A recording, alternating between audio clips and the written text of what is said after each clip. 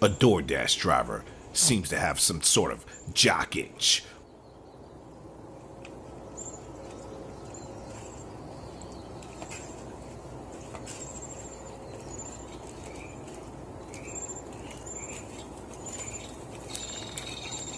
Hi.